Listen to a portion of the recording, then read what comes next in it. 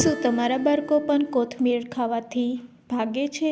તો આ રેસીપી ચોક્કસથી ટ્રાય કરજો. Hello friends, welcome to kitchen art. Friends, આજે આપણે 2 કપ કોથમરીમાં ફક્ત 1 કપ બેસન નાખીને એકદમ ટેસ્ટી અને હેલ્ધી રેસીપી બનાવીશું. સાંજે શાક રોટલી ખાવાનું મૂડ ન હોય અને કંઈક નવું ખાવાનું મન થાય ત્યારે તમે મેથીમાંથી બનતી આ રેસીપી ચોક્કસથી ટ્રાય કરજો. રેસીપી સારી લાગે તો લાઈક અને શેર કરજો. મારી ચેનલ ઉપર નવા હોય અને મારી ચેનલને હજુ સબસ્ક્રાઈબ ન કરેલ હોય તો સબસ્ક્રાઈબ કરી બાજુનું બેલ બટન દબાવવાનું ભૂલશો નહીં, જેથી કરીને તમને મારા નવા વિડીયોનું નોટિફિકેશન મળતું રહે.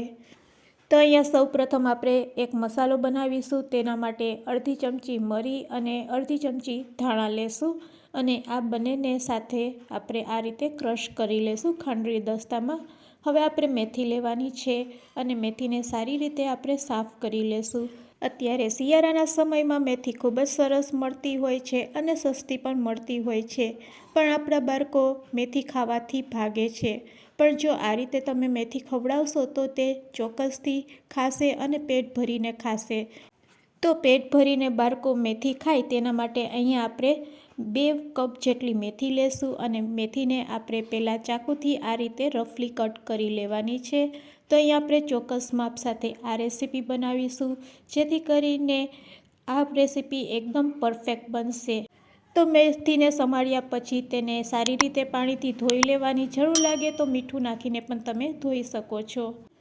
મેથીને ધોયા પછી હવે આપણે તેમાં સમારેલું લીલું મરચું 1 નંગ એડ કરશું. સાથે અત્યારે કોથમીર પણ ખૂબ જ સરસ મળતી હોય છે, તો અહીંયા આપણે કોથમીર થોડીક એડ કરી દઈશું. ક્રશ કરેલા મરી અને ધાણાનો પાવડર એડ કરી દઈશું. સાથે થોડાક આપણે અજમા લેશું. હાથમાં હથેળીથી આ રીતે ક્રશ કરીને તેને પણ એડ કરશું, જેથી કરીને તેની સરસ ફ્લેવર આવે. અહીં આપણે ચણાનો લોટ નાખવાના છે, તો અજમા અને હિંગ ખાસ એડ કરવાની. બસ એટલી વસ્તુ એડ કર્યા પછી મેથી સાથે તેને મિક્સ કરી લેશું અને હવે આપણે ચણાનો લોટ એટલે કે બેસન લેશું. ઘરમાં રેગ્યુલર જે તમે બેસન વાપરતા હોય તે જ લેવાનો છે, પણ તેને ચારીને લેવાનો, જેથી કરીને તેમાં રહેલા ગઠ્ઠાને આપણે દૂર કરી શકીએ. તો ફ્રેન્ડ્સ, આ બેટરમાંથી આપણે મેથીના ભજીયા બનાવવાના છે.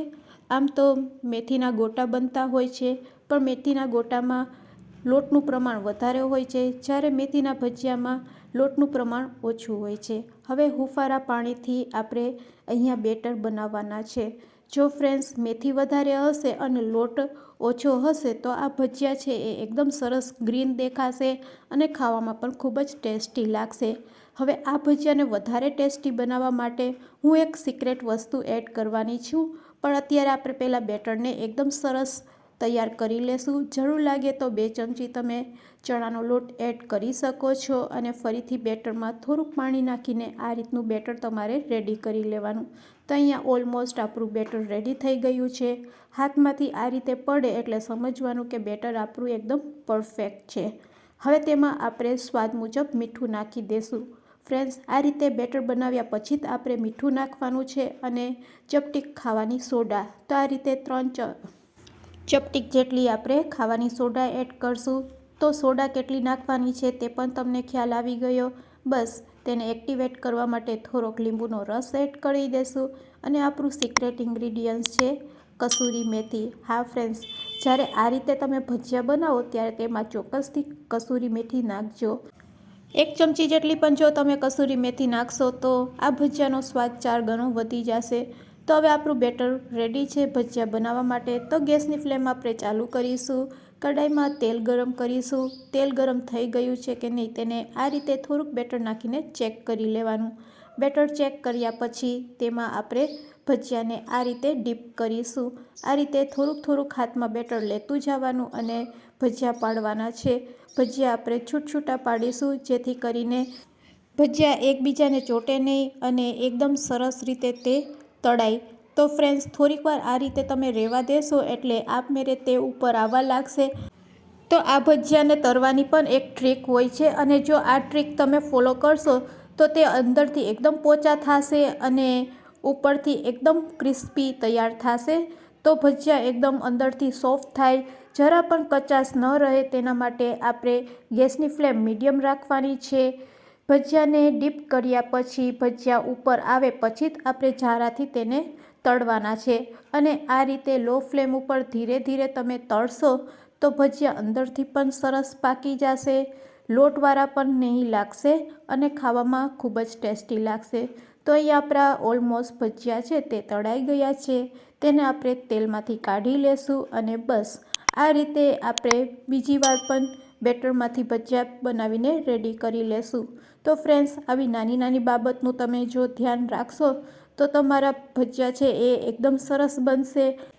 વળી અહીંયા આપણે લોટ ઓછો નાખેલો છે અને મેથી વધારે નાખેલી છે એટલે આ ભજીયામાં મેથીનો સ્વાદ આવશે અને મેથીના સ્વાદવાળા ભજીયા ખરેખર ખૂબ જ સરસ લાગે છે. ફ્રેન્ડ્સ, જો તમે ક્યારે ટ્રાય ન કરેલ હોય તો એકવાર ચોક્કસથી આ રીતે ટ્રાય કરજો. તો ફ્રેન્ડ્સ, આપણા ભજીયા ગરમા ગરમ રેડી છે સર્વ કરવા માટે. તો તેને સર્વિંગ પ્લેટમાં લઈ લેશું. આ ભજીયાને તમે ચા સાથે તેમજ ટમેટો કેચઅપ, ગ્રીન ચટણી સાથે પણ એન્જોય કરી શકો છો. તો ફ્રેન્ડ્સ, હું તમને તોડીને પણ બતાવું છું કે આપણા ભજીયા કેટલા સોફ્ટ તૈયાર થયા છે અને અંદરથી પણ એકદમ સરસ પાકી ગયા છે. વાવ ફ્રેન્ડ્સ, ખૂબ જ સરસ લાગી રહ્યા છે અને ગરમા ગરમ તો ખૂબ જ ટેસ્ટી લાગશે.